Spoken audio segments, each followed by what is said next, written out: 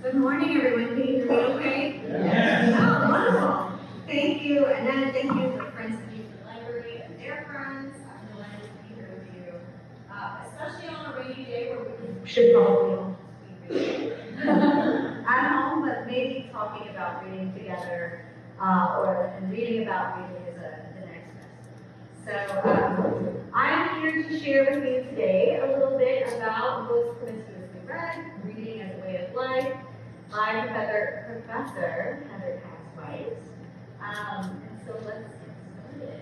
I thought that we would kind of talk a little bit about Professor White and then why we read. What better audience? Right? Then others of people who are so interested in books or interested in becoming interested in books, maybe, that they are devoted attendants of Book Sandwich Day. So I guess the addition here is what does it mean to read about reading? I'm very meta, very all of readers. And so we're going to think about not just Professor White's book, but also the importances of doing such thing. I'll give you a little overview, teaser trailer, as I like to tell my students, an introduction, or rather an introduction to books promiscuously read, and then talk. I'm hoping we'll talk, and maybe y'all will share a little bit about the ways in which you sandwich books in to your lives, and then I'm happy to, of course, answer any questions that you all may have. So a little bit about Dr. White. She received her master's and PhD in English from Cornell. She is currently professor of English at the University of Alabama in Tuscaloosa, where she specializes in modern American poets. She has published a great deal on American poet Marianne Moore, has received several accolades for that work. Books Promiscuously Read came out in 2021, and I'll talk a little bit in a moment about my path to finding that book and what it's meant to me and to some of my students, and potentially maybe for you and your friends as well. When I was preparing for today, I did a little Googling, as one does, and was delighted to find that Dr. White was honored with a very prestigious Guggenheim Fellowship this last spring.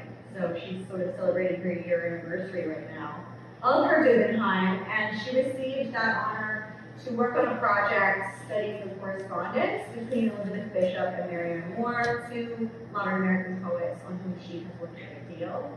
My favorite part of this little biographical tidbit is that both Elizabeth Bishop and Marianne Moore, as you can see, were Guggenheim Fellows themselves. So what a beautiful kind of full circle moment for them. Plot twist. Once upon a time, I myself was one of Dr. White's students. So I mentioned that I attended the University of Alabama. That's where I got my undergraduate degree in English. Way back in the day, I was at odds with myself as to whether or not to include the dates, but there they are. I took several of her courses and remember both my studies with her in those courses and just for mentorship very fondly. As a professor myself, I am a little mortified with some of those memories. I, in fact, have a vivid recollection of visiting her office hours one day and telling her that she had already read so many of my papers and knew that I could write an argument about literature, so could I not do a creative piece instead in response to the prompt that she had provided? Mortified.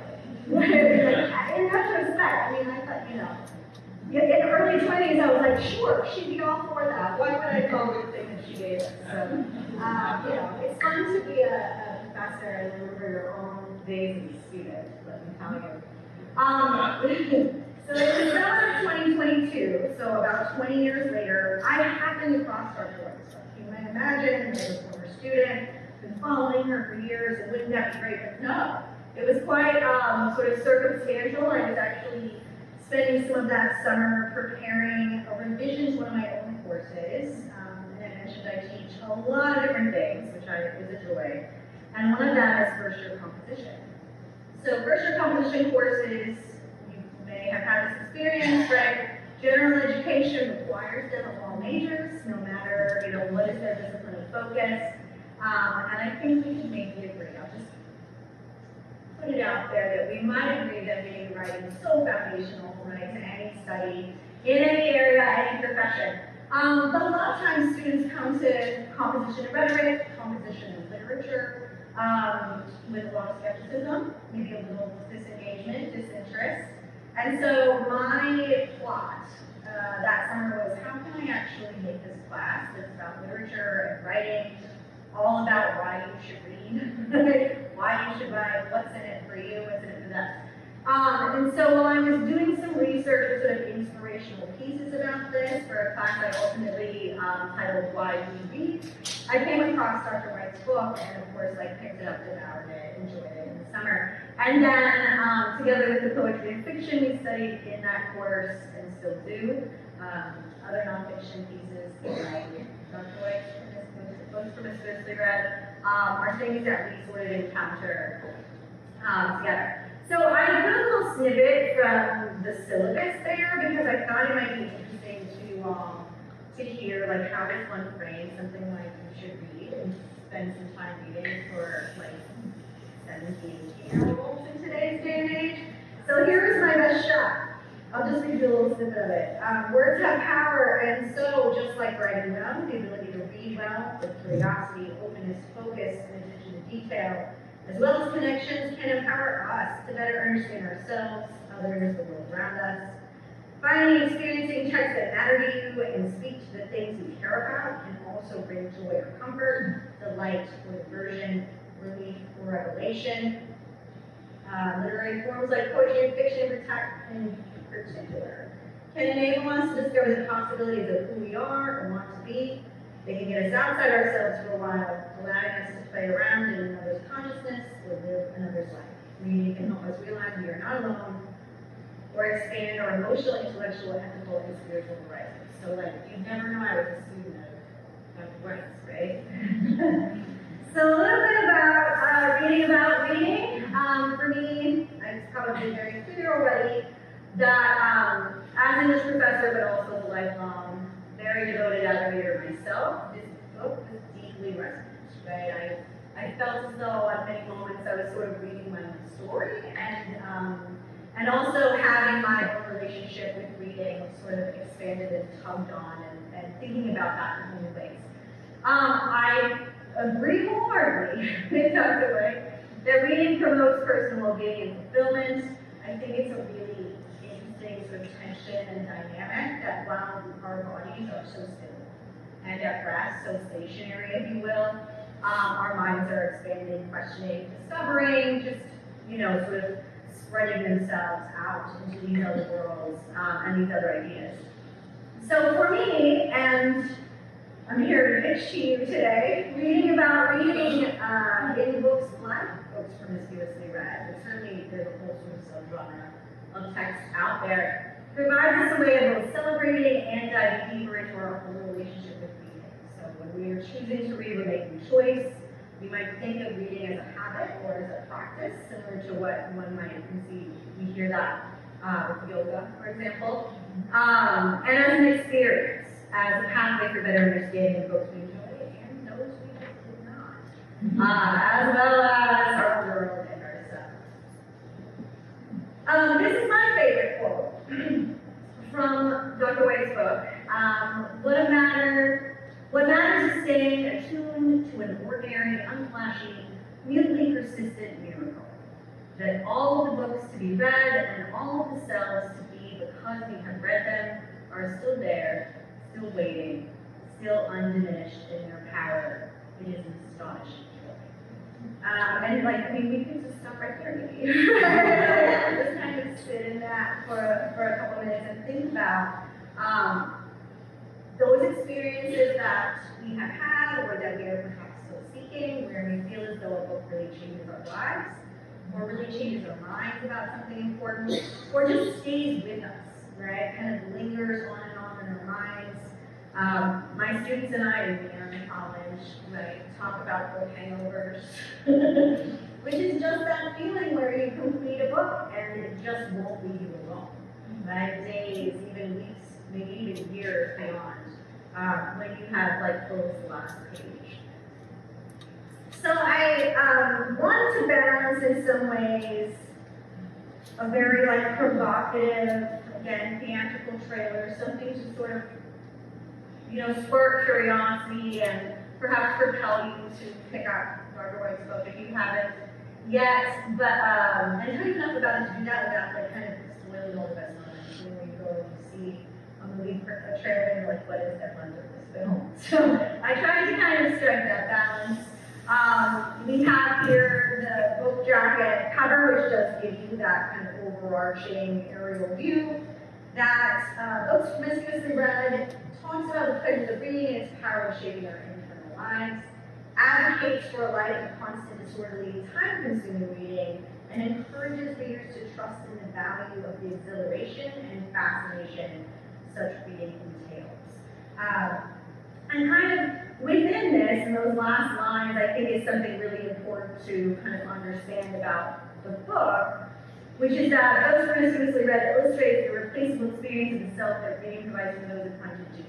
So one of the things that I appreciate, and of course I am like a target audience for this, and perhaps many of us in the room are as well, it's not a sort of heavy-handed, like, you should read or you're failing, or you're missing out, and shame on you. It's very much written for people who are already inclined to read, wish perhaps they were able to carve out the time to read more, want to read in a deeper, sort of more personal way. And so I think it's important to kind of note that it's not like a sales pitch.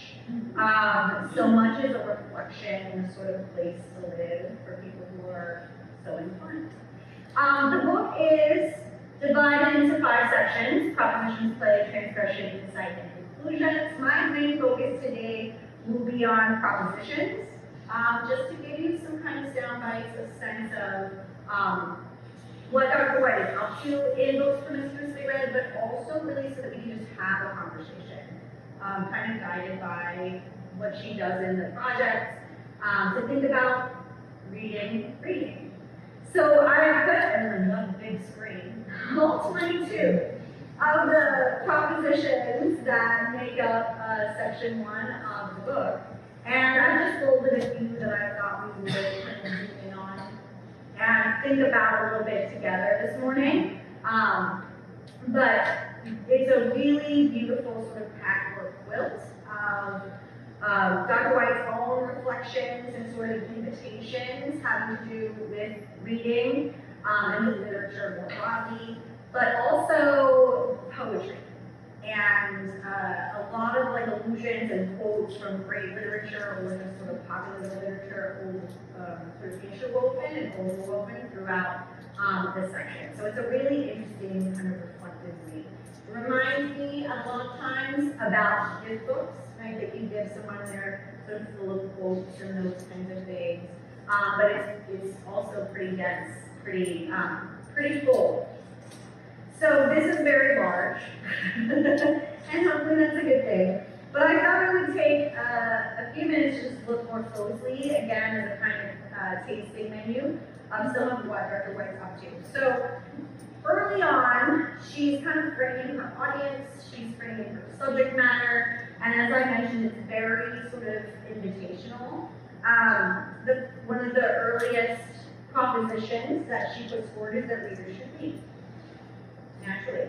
While doing a reading in this way is doing something, not failing to do something else. It can be surprisingly hard to hold on to this truth, however powerfully we experience it. And I'm just going to add on the second one and then take a minute on it. A reader should read every day. It's a tall order for a lot of us. Reading without purpose is playful, and play is not easy for adults. All reading has to offer the particular, irreplaceable internal experience. Readers should keep faith that that experience is enough. We should fight for it, especially if the fight is against our own sense of obligation to the world. Reading is an activity, a doing something. And so for me, this is very much in tension with how we think about, like, again, that stillness, that passivity of reading, when we're sort of receiving someone else's ideas, someone else's story, right? And that brings so many of us a great deal of pleasure, whether we're reading fiction or poetry or even nonfiction. But one of the other emphases throughout Books Promiscuously Read that is particularly, I think, a sort of call to arms for me, is this idea that, like, we are not just checking out of our lives, right? that we are not solely sort of behaving selfishly and kind of taking right from what are our other obligations, responsibilities, the to-do list that never ends, or even things that we feel like we should be doing instead. As a mother of a tween, and a professor, and a department chair, and a wife, and just a human being who does other things, right? Oftentimes I have personally a very sort of tense relationship with my own reading, right? Because I feel like I'm sort of not doing something else. And so for me, that I need to be doing it because someone else needs me to do it, or because I need to do my own reading, right? We read elsewhere, and books are childish things. There are a couple others that I've pulled out for us from this first section, just to kind of think about a little bit. Reading, as I made here, has one distinctive feature. In doing it, the reader steps aside from the actual world. That step can be characterized in a number of ways: an escape, transcendence, respite, rejection, subversion, suspension, or otherwise. No one can tell another person with certainty what kind of book will allow her to wander in this way. And so this speaks to another kind of reframe, the personal, the deeply personal, sort of reflective relationship that readers can have with books, especially when they create that time and space within their day, within themselves. The last one is just kind of beautiful. I wanted to share with you all. So, books are childish things in this section. Dr. White kind of thinks about how much as we often think about children, and she'll return to this in the conclusion. There is a kind of freedom, a kind of not caring, right, and a very lived, very visceral, imaginative life, right, that children have. And so she's sort of calling upon that paradigm that we think about when we imagine the distinctions between adults and children. And in one moment she says, readers like to have books around because they continue to murmur after they have been read. They are living extensions of our minds into a space not fully ours. And as an English professor, this is something that I really emphasize with my students in all kinds of different classes, is that we participate in view making when we read, right?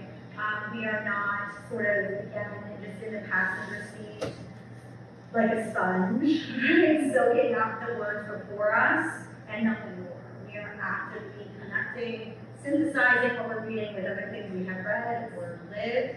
We are kind of creating our own interpretations or our own understanding of what's important in what we're reading for us personally. And so the activity and the agency in reading is something that I'm very much sort of all about in my own relationship with reading and in my professional life, and also I think throughout Promiscuously read, Dr. White returns to that a great deal. So like promiscuous, right? She's sort of interested in being again a little provocative about this. And the phrase books promiscuously read actually comes from John Milton, who wrote Paradise Lost, maybe familiar.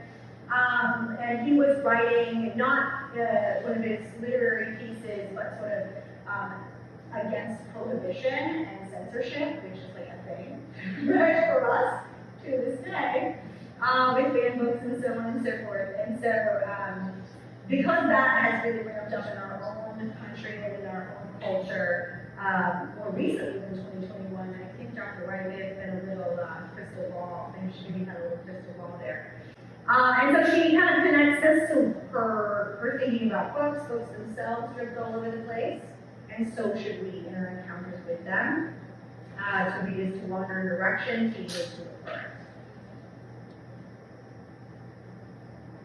It's very easy to share this book because there's just so many beautiful little gems of quotation. So I hope that you'll forgive me that I couldn't help myself. I tried to give you as many gems as I thought was like relatively acceptable.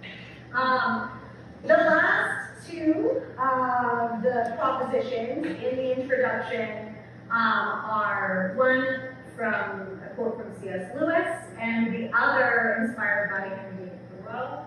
And again, White is very like crafty about how she interweaves some of these great lines with written, but also thought a great deal, theorized about literature and about the act of reading.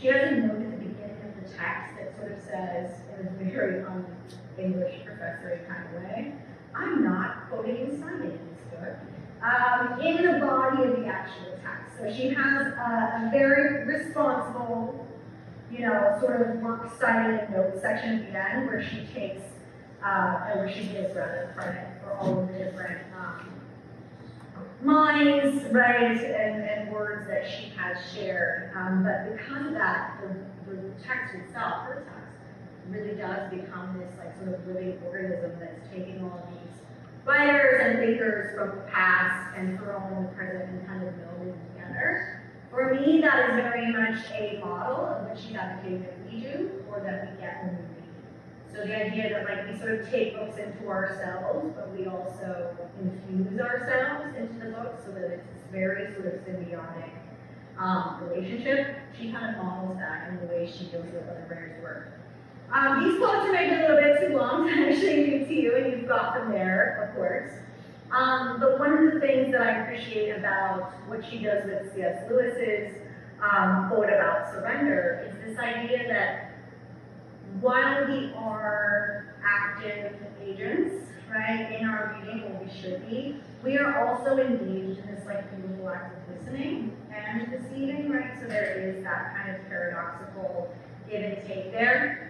And I think that it's really beautiful when she writes that it's a way of listening without having something to say, and as such is a pathway to widen interior space. So voices that resonate, that could not have originated in a single speaker. So she's thinking there both about how we listen to the words that we read in a book, but we are also sort of putting those in context, right, in conversation with the other things that we've read, or lived, or so on and so forth.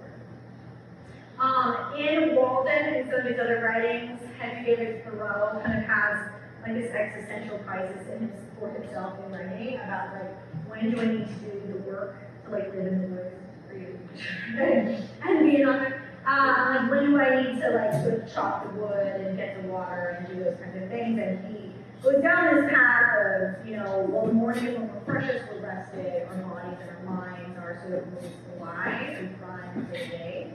So what kind of work should we do in that time?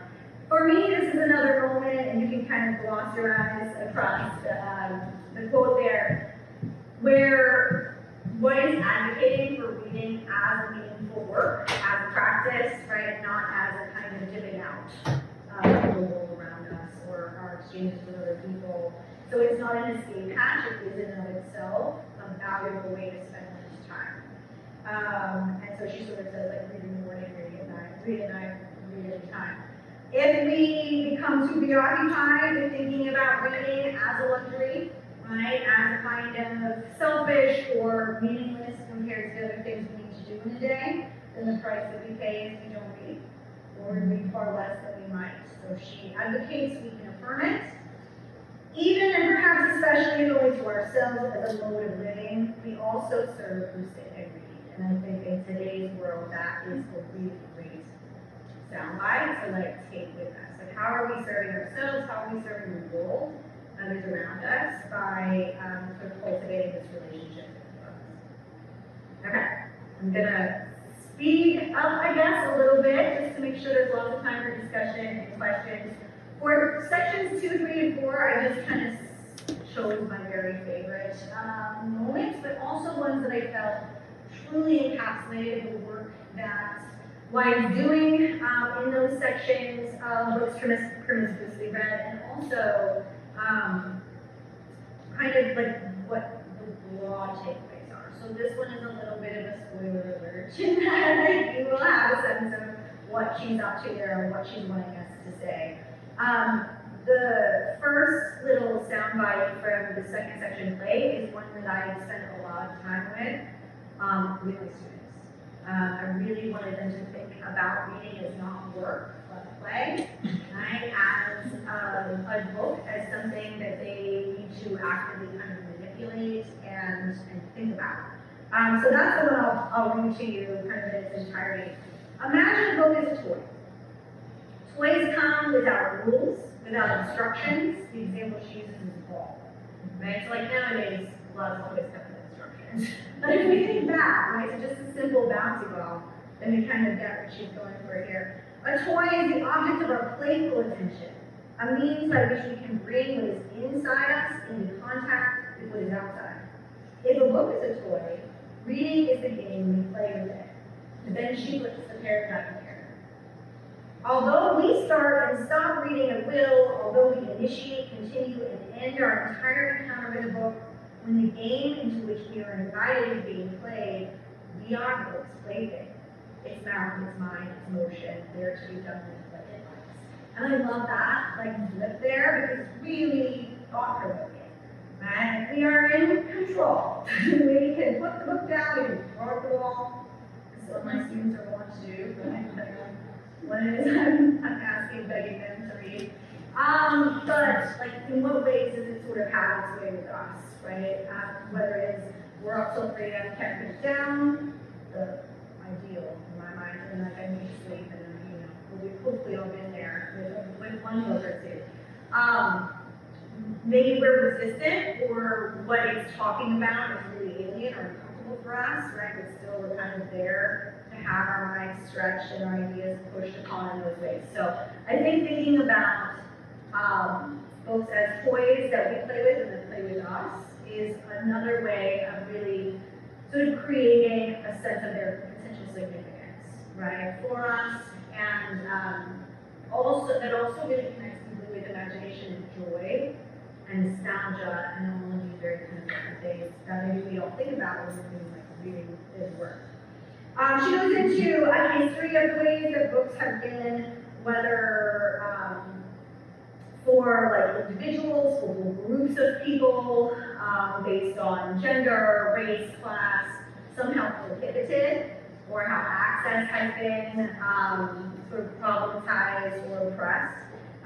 So she thinks about expression on a very large sort of socio-political scale, but she also thinks about how we transgress it in ourselves in certain ways when we read or kind of take into those places. So I'm just a little soundbite there from this one. We read to enter places unpoliced and private, step away from boundaries as we usually experience them.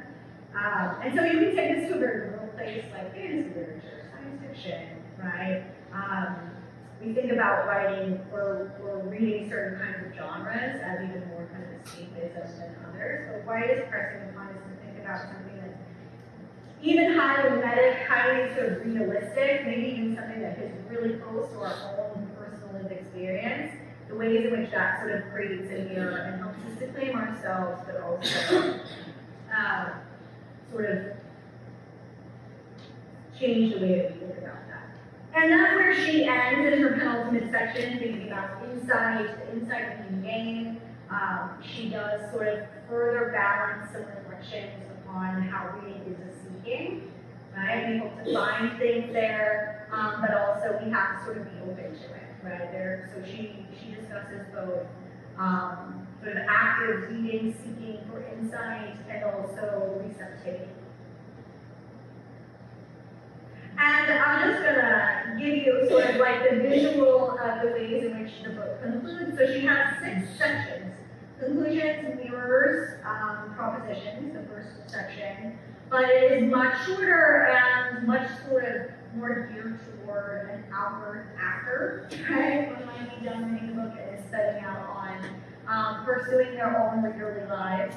And so while we kind of have the same structure of propositions, if you will, there are much fewer and more about like how do we think about reading and reading about our reading on a broader scale. So she takes us from thinking about the primacy of speech to writing in human history, and takes us to the beginning of the written word and how that changed humans' lives and how we interact with one another, how we share and pass on knowledge and experience and all of those things. She goes more deeply into women's particular history regarding reading and also writing. As a Victorianist who also studies 18th and 19th century British literature, I can tell you all about it. Maybe on another day. You don't have any, like, you've got like a one Victorian woman writer who's not writing for a pseudonym. that is either gender neutral or male, right? And then she goes into, and I appreciate this so deeply as a teacher, the global literacy crisis. And I've taken just like one kind of, not even a proposition, but what I think of as sort of like just a truth. And put it here for us. If you'll allow me, I'll just read it because I think this is kind of at the heart of the matter. Literacy is a human right and individual competence inextricable from social health. Access to it is a question of social justice and non-negotiable entitlement to citizenship. Everyone has a fundamental right to learn to read. And I think, for us, as in generations and centuries past, though maybe some of the specifications or sort of ideological underpinnings have changed, this is really more important than ever. She draws on some John Keats, Romantic era English poet, to think about what we can learn from children. So you can see there's some kind of full circle things going here, thinking about the ways that a child's world really opens up when they first have access to reading. When they first begin to read. One of my favorite parts of the book is where she talks about, like, suddenly, like, they can read billboards, right? And so, like, really kind of takes us to a moment where we kind of forget what that's like, right? Adults sort of forget what it's like to read your first book, or to even just get a look at the world around you while in transit somewhere and have this whole new ability, right, to kind of read the world. And so I think that that's a really powerful place to kind of begin to end, is to not just kind of provide some real heart to her points about literacy and literacy crisis globally, but also to remind us, her readers, right, like about that sort of childish whimsy and openness and seeking, the flair for discovering new things and new ways of thinking. And she takes a little bit, because she's a teacher, and I do appreciate this, most of my dog ears are in like this section here. At least the dog ears get a little denser. The affordances and limitations of teaching reading in formal education. Like, it's very problematic to think in the ways that Dr. White is thinking, and asking us to think about reading as a way of life, and as something that involves so much choice and freedom and haphazardness.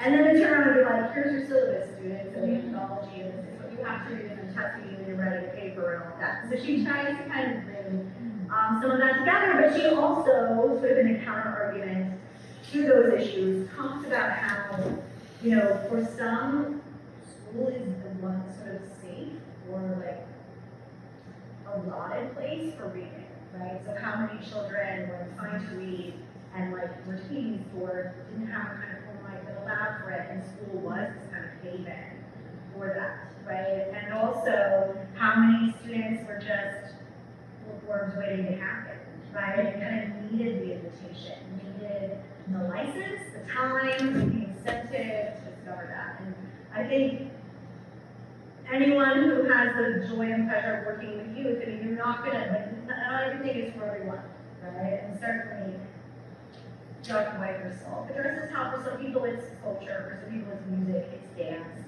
it's math, whatever it is, right? Kind of finding that passion and just diving into it again in that promiscuous way, right? That like kind of arms wide open sort of way.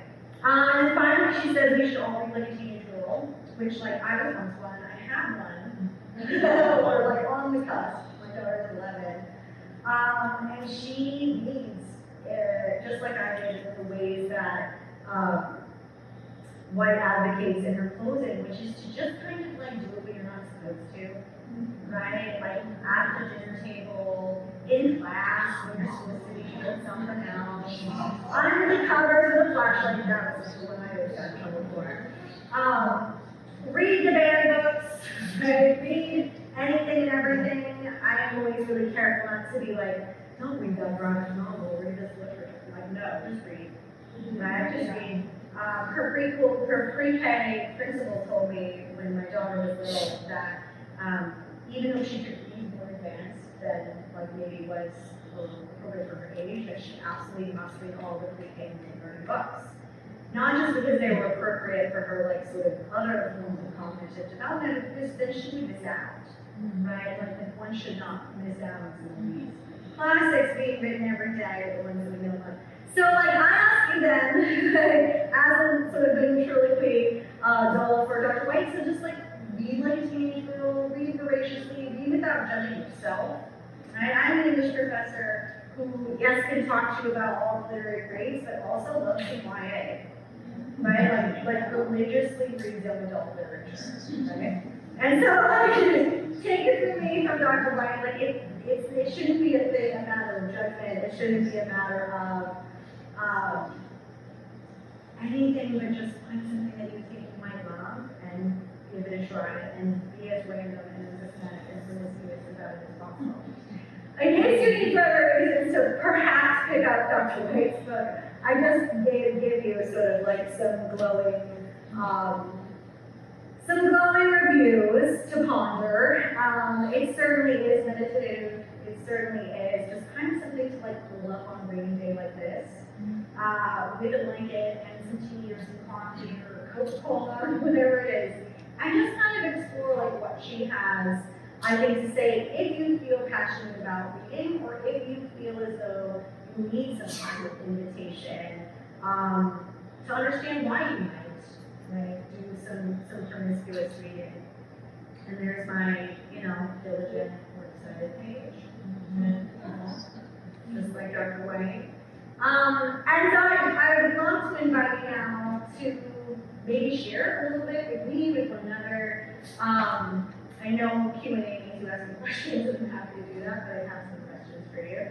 I just wonder, I love the theme of this series so very much, because to me it is right in line with books Promiscuously read, what any sort of teacher of reading and of text hopes for, right, with their students and all of their sort of associates, which is like going to read and finding for yourself what that means, what that gives you. And so, book series, again, to your Monday, right? It's like such a beautiful sort of execution of exactly the kind of promiscuous reading and thinking and reading about books that Dr. White is interested in. So I wonder if we might share strategies, like how do you find time and or stretch your usual limits or preferences? How do you all sandwich books in, other than the fabulous book sandwich in series in the spring on the afternoon? Or just like, if you read the book, was there something in particular that you enjoyed about it, a kind of call to action that you found particularly resonant? Yes, ma'am. Oh, yes, Kate, too. I would just say that because we're in a town, as you know, that is so focused on reading authors, there's a book club on every corner, right? And so that is one of the ways you ask how I, the person who make time or make a commitment to reading, is a commitment to my book club. Yes. To show up after I read a book. Now, sometimes that's hard because the book isn't interest, but I think that's even better. And that forces you outside your comfort zone. So book clubs, their first is a wash.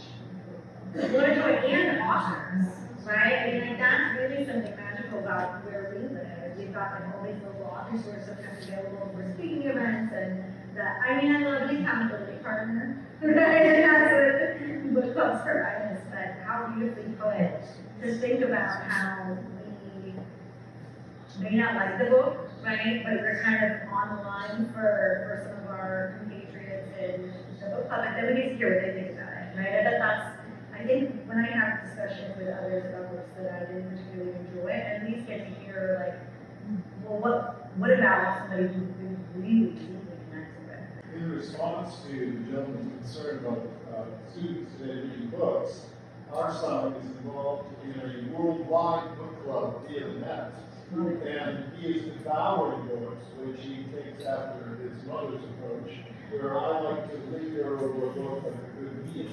But almost daily he gets a book in the mail. He is 33. But he's been like that since he looked at picture books. So, and everyone is different. But this is a wonderful opportunity to focus on this. Yeah, but still, like, getting, like, kind of hitting some of these points that White likes to think about, which is that, like, any one reader or two readers may sometimes read voraciously, it's about quantity, right? And then sometimes, I will famously tell my family, like, I have 20 pages and let me do them all. And they'll come 4 hours later, and they'll be like, what are you doing? I'm like, I'm still reading this 20 pages. Like, what? Because I'll just kind of, like, stay in, right? But yeah, I think that to each kid for their own kind of like finding that relationship. Whether, I mean, like, yes, for your novels, but like even with art and other forms of expression, I think is like just so important. You, Madam, are next, and then Sarah. She had her hand. I'm just curious as to some of the stuff that you have in your syllabus for your freshman composition, freshman literature, freshman writing, Yeah. freshman English composition. Thank you. So she's asking, like, what other things we have to do with reading these days in that freshman course? So I'll keep it quick so we can hear from you, sir. So we begin in this particular course with poetry, and well, first we kind of do like sort of call to action, call to arms, reasons to do the thing. Then I teach them poetry about poetry. So many kind of canonical and more contemporary, not yet canonical, or just non-canonical ever. Poets write poems about poetry, about reading it, writing it, the form itself, what is it. And unless you can't tell, I like a little like self-reflexivity, like I like a little meta. Let's read about the things we're reading about. And so we do that, and I use it as a kind of like, who better to hear from than people who devoted their lives to poetry, about poetry, but also like how do you, oh gosh, like literally everyone has been, I would just say that like a lot of the 19th century sort of British and American poets write a lot about poetic form itself. But there are contemporary writers for children that I include in there and for adults. And then I used to do Frankenstein, and then kind of to your point, Sarah, I was like, a little painful for me. One semester I taught the first year sort of general education students, and in the same semester I taught the 400 level English majors in a like seminar, and I was like, okay. That was a fun experiment. But I changed it in fall 24, I taught this class again, actually, and I changed it to like contemporary dystopian short stories. A lot about like AI, about technology, but also some older things. We did Ian Forster's Machine Stop, stunning story from the early 20th century. If you've never read it, I recommend it. And I had them write a paper about like how does this dystopian future like connect deeply to a social issue you care about in our own world today. So really making connections between them and what they're reading, I think, is a way to kind of get them to buy in and to care. But it's a lot of fun. It's a lot of fun, like crafting classes that are supposed to be about reading, like just showing what reading can do, what your mind is about the world. Sir, you've been so very patient, yes. Just an observation, really based on the comments these two gentlemen made. I wasn't a reader in high school. When I was 17, I read The Great Gatsby, and I liked it so much. I read it again 2 months later. I didn't figure there was any other book that was that good.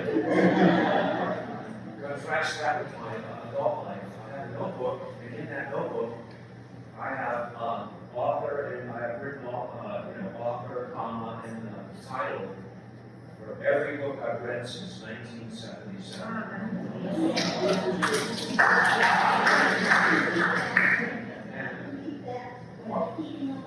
Since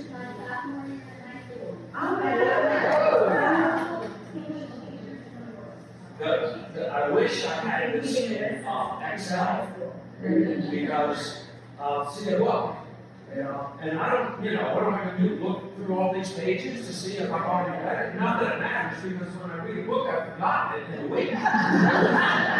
So anyway, that's The first book, interestingly enough, even though it was 48, I'm 74, and so I was not in my 20s. The first book is Catcher in the Rye. And the next book is by Nora Ephron.